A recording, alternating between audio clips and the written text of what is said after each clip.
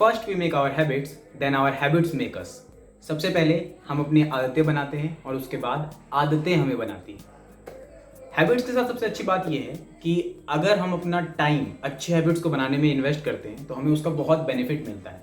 आने वाले टाइम में जो उस टाइम को इन्वेस्ट जो किया था उसका जो हमें रिजल्ट मिलता है वो बहुत ज़्यादा अच्छा होता है। लेकिन सबसे बड़ी बात यह है कि हम कभी भी अपने हैबिट्स को सोच समझ कर नहीं बनाते हैं। हम कभी भी जानबूझकर किसी हैबिट्स को बनाने पर उतनी मेहनत नहीं करते हैं जितनी कि हमें करनी चाहिए। हम बस ऐसे ही और इसी कारण से बहुत सारे लोगों में बुरी आदतें डेवलप कर जाती हैं और बैड हैबिट्स बन जाती हैं। और लोग अगर कभी हैबिट्स को बनाने की कोशिश भी करते हैं, हैबिट्स के बारे में सोचते भी हैं, तो वो बस जो बुरी हैबिट्स हैं उसको ख़त्म करने के बारे में सोचते हैं। बल्कि बुरे हैबिट्स को ख़त्म करने की सबसे अच्छा तरीका ये है कि अच्छे हैबिट्स पर अपना कंसंट्रेशन लगाओ, अच्छे हैबिट्स पर हमें अपना मेहनत करना चाहिए। और जब अच्छी आदतें बन जाती हैं तो बुरी आदतें अपने आप ख़त्म होते चली जाती हैं।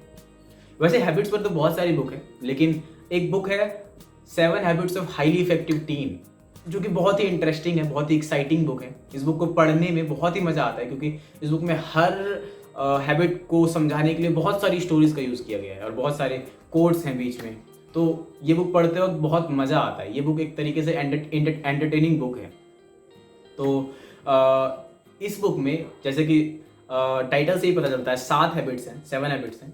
उन 7 हैबिट्स के बारे में मैं आपको शॉर्ट में बता दूंगा कि ये 7 हैबिट्स ये 7 हैबिट्स का कैसे क्या मतलब है और इन 7 हैबिट्स को कैसे हमें अपने लाइफ में डेवलप करना चाहिए। और इन 7 हैबिट्स के बारे में हमें सिर्फ पता भी चल जाता है, अगर कि हम जान जाते हैं कि ये 7 हैबिट्स हमें डेवलप करनी चाहिए, तो हम उन हैबिट्स को डेवलप करने के बारे में सोच सकते हैं।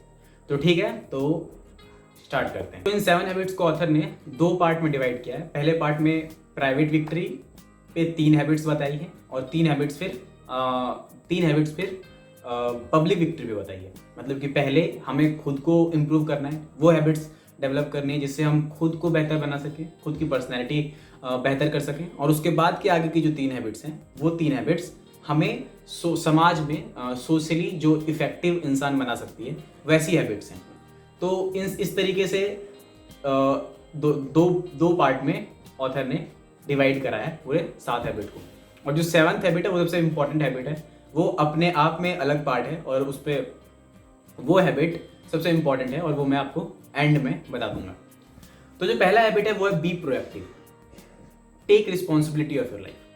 बी प्रोएक्टिव का मतलब है कि हमारी लाइफ में जो प्रॉब्लम आती है, हमारी लाइफ की जो भी कंडीशन है, जो भी सिचुएशन में अभी हम हैं, बहुत सारे लोग ऐसे होते हैं जो अपनी कंडीशन के लिए दूसरों को ब्लेम करते हैं। अपने प्रॉब्लम्स के सल्यूशन ढूंढने की बजाय दूसरों को ब्लेम करते रहते हैं, कहते रहते हैं कि उनके कारण मेरी लाइफ में इतनी प्रॉब्लम्स हैं, दूसरों के कारण मैं अपनी लाइफ में कुछ बेहतर नहीं कर पा रहा हूँ। तो जो ऐसे लोग होते हैं वो प्रोएक्टिव के बिल्कुल अपोजिट होते हैं। प्रोएक्टिव लोग वहीं पर हर समय कोशिश करते हैं कि अपनी लाइफ की रिस्पॉन्सिबिलिटी लें, अपनी लाइफ में जो भी प्रॉब्लम है उस प्रॉब्लम को सॉल्व करने की कोशिश करें और अपने सिचुएशन को बदलने की कोशिश करें।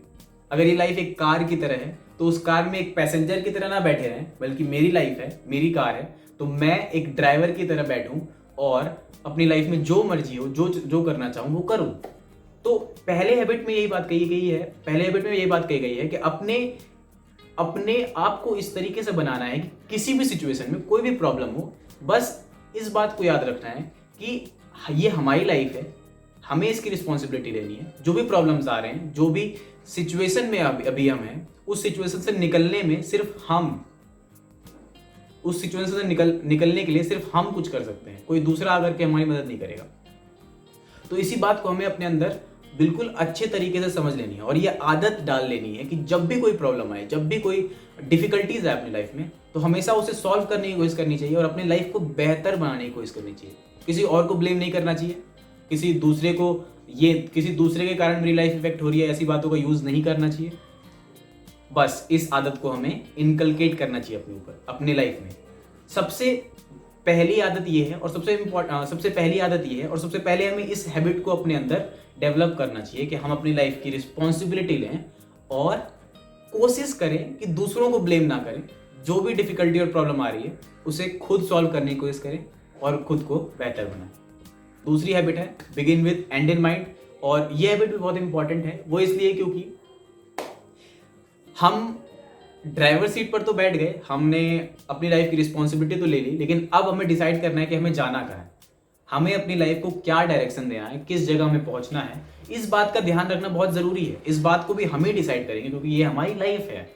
क्योंकि अगर हम डिसाइड नहीं करते हैं कि हमें अपनी लाइफ में क्या करना है, तो कोई और ज़रूर डिसाइड कर देता है।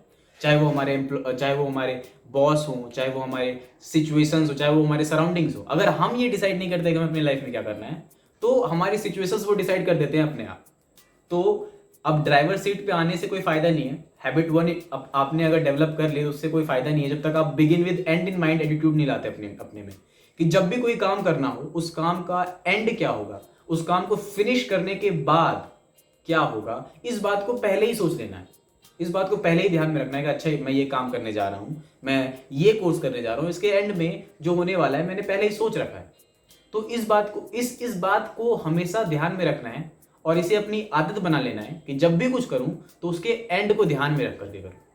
कि जब हम पहले ही देख लेते हैं किसी काम का एंड कि अच्छा ये करने से मैं यहाँ पहुंच जाऊंगा, तो उस काम में बहुत सारे ऐसे काम भी होते हैं जो हमें नहीं करने चाहिए, तो हम उन कामों करने से बच जाते हैं। दूसरी बात, begin with and in mind habit का 2 पर्पस है, और वो ये है कि पहला कि हमारे अंदर लॉन्ग टर्म विजन क्रिएट हो, कि हम दूर तक सोच सकें थोड़ा सा, कि 4 साल 5 साल आगे की सोच सके कि अच्छा ठीक है 5 साल बाद ये होगा मेरी लाइफ में। दूसरी बात ये है कि हमारे अंदर एक डायरेक्शन का पता चल जाए, हमें एक डायरेक्शन का पता चल जाए कि हम किस डायरेक्शन में जाना चाहते हैं अपनी लाइफ में। मतलब तो ये है begin with and in mind का हैबिट का पर्पस। तो ये हैबिट हमें अपने अंदर इनकलकेट करने की जरूरत है। जैसे कि पहले हैबिट में हमने अपने लाइफ की रिस्पॉन्सिबिलिटी ली, हम अपने कार की ड्राइवर सीट पर बैठे, तो अब हम ही को डिसाइड करना है कि हम अपनी लाइफ में जाना कहाँ चाहते हैं। तो दूसरी हैबिट ये है कि कोई भी काम करें अगर हम, तो उस काम को के एंड को ध्यान में रखकर हम वो काम करें। तो ये तो हो गई दूसरी हैबिट। तीसरी हैबिट है पुट फर्स्ट थिंग फर्स्ट, मतलब कि जो इम्पोर्टेंट काम है, जो सबसे इम्पोर्टेंट काम है, उस इम्पोर्टेंट काम को सबसे पहले करना है। फिर उसके बाद जो कम इम्पोर्टेंट है वो दूसरा करना है, फिर उसके बाद जो कम इम्पोर्टेंट है उसको उसके बाद करना है। लेकिन करते हम उल्टा है। जो कम इम्पोर्टेंट होता है जैसे एंटरटेनमेंट, जो कि उससे भी कम इम्पोर्टेंट होता है, बुरी आदतों को बुरे हैबिट्स में इंडल्ज होना, जो उससे भी कम इम्पोर्टेंट होता है बस टाइम वेस्ट करना, वो सब चीज़ें हम पहले करते हैं। और जो इम्पोर्टेंट काम होता है जैसे कि पढ़ाई करना, या अगर हम कोई काम करते हैं तो अपने काम को इम्प्रूव करना, उन सब काम को हम छोड़ देते हैं, उन सब कामों को हम करते नहीं। और जो कम इम्पोर्टेंट काम होते हैं हम उनको ही करते रहते हैं। तो इस हैबिट की ये बात है कि अपने आप में ये आदत बना लेनी है कि जब भी आप जिस भी सिचुएशन में, हमेशा यह ध्यान रखना है कि उस सिचुएशन में सबसे इंपॉर्टेंट चीज़ आपके लिए क्या है, और जो सबसे इंपॉर्टेंट चीज़ है उस चीज़ को सबसे पहले करना है। तो पुट फर्स्ट थिंग फर्स्ट का मतलब यही है कि जो सबसे इंपॉर्टेंट चीज़ है वो पहले करना है, जो उससे कम इंपॉर्टेंट है फिर उसे दूसरे नंबर पे करना है, फिर उससे जो कम इंपॉर्टेंट है उसे तीसरे नंबर पे, और फिर ऐसे ही। और बहुत सारे ऐसे काम है जो इंपॉर्टेंट नहीं है, तो उन कामों को नहीं करना है। और जब हम इस तरीके से काम करते हैं तो फिर हमारे पास टाइम की कमी कभी पड़ती नहीं है। हमें हमेशा क्लियर होता है कि हमें ये काम पहले करना है, ये काम पहले करना है। हम इंपॉर्टेंट काम को पहले करते हैं जिससे हम टाइम वेस्ट नहीं करते और हमारे पास हमेशा अच्छे कामों के लिए टाइम रहता है। फोर्थ हैबिट है थिंक विन विन। हमारे स्कूल टाइम में हमारी क्लास में ऐसा कोई बच्चा जरूर होता था जो अपने नोट्स दूसरों के साथ शेयर करने से बचता था, या अपने नोट्स दूसरों के साथ शेयर नहीं करता था। उसे लगता था कि अगर वो अपने नोट्स शेयर कर लेगा दूसरे बच्चों के साथ, या दूसरे बच्चों की हेल्प कर देगा, तो दूसरे बच्चे कहीं उससे आगे ना निकल जाए। थिंक विन विन हैबिट जो है वो इस मेंटल एटीट्यूड के बिल्कुल अपोजिट है। हमें खुद को ऐसा बनाना चाहिए कि हम दूसरों को हेल्प करें ग्रो करने में। हमें खुद को सपोर्टिव बनाना चाहिए। हमें खुद में दूसरों को हेल्प करने की आदत बनानी चाहिए। ये नहीं कि हम दूसरों से कंपटीशन करें, दूसरों से खुद को कंपेयर करें और दूसरों को आगे बढ़ने से रोकें, बल्कि हमें अपने अंदर दूसरों को हेल्प करने की आदत डेवलप करनी चाहिए और ये कोशिश करनी चाहिए कि हम दूसरों की हेल्प करें और साथ में आगे बढ़ें। Habit 5, seek first to understand then to be understood. Communication skill की सबसे इंपॉर्टेंट लेसन इसमें इस हैबिट में है, वो है खुद की लिसनिंग कैपेबिलिटी को बढ़ाना है। सबसे पहले सीक फर्स्ट टू अंडरस्टैंड। कभी भी किसी से भी बातचीत करते हुए, कोई भी कम्युनिकेशन जब हो रहा हो, तो ये बात हमें जरूर ध्यान रखनी चाहिए कि हमें सबसे पहले सुनना चाहिए सामने वाले को, उसे समझना चाहिए कि वो बोलना क्या चाह रहा है, वो क्या कहना चाह रहा है, उसके बाद में कुछ बोलना चाहिए।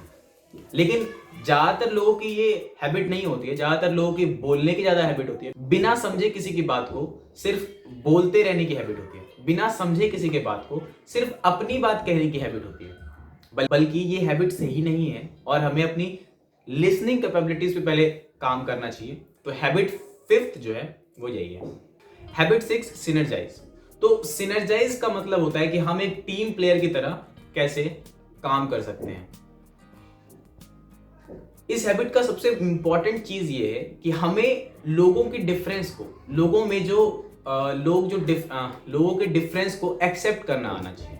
एक अच्छा टीम प्लेयर बनने के लिए ये बात एक्सेप्ट करना बहुत जरूरी है कि हमें डिफरेंट टाइप के लोग मिलेंगे, हमें डिफरेंट टाइप के लोग मिलेंगे और हमें उस डिफरेंस को एक्सेप्ट करना है, यानी हमें डाइवर्सिटी को एक्सेप्ट करना है। और सबसे इंपॉर्टेंट बात यह है कि हमारी लाइफ, हमारी ये वर्ल्ड इंटरेस्टिंग, एक्साइटिंग तभी है क्योंकि यहाँ इतनी डाइवर्सिटी है। अगर सारे लोग एक जैसे सोचते, सारे लोग सिर्फ एक दूसरे के क्लोन होते, तो फिर ये लाइफ इतनी एक्साइटिंग और इंटरेस्टिंग नहीं होती।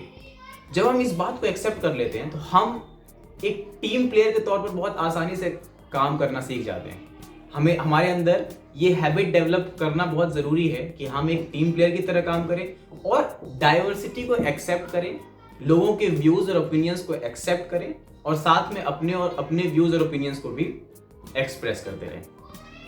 तो अब सबसे मोस्ट इंपॉर्टेंट हैबिट है और वो है शार्पन द सॉ। के लिए सबसे अच्छी स्टोरी एक जो लगभग बहुत सारे लोगों ने सुनी होगी, एक बहुत फेमस स्टोरी है जिसमें कि एक लकड़हारा एक पेड़ काट रहा होता है। तो एक इंसान वहां से गुजर रहा होता है, वो पूछता है कि आप इतनी देर से पेड़ काट रहे हो, ये कट तो रहा नहीं है, आप अपने जो एक्स है, आपको जो कुल्हाड़ी है, आपको उसको शार्प कर लो, इसलिए वो कट नहीं रहा।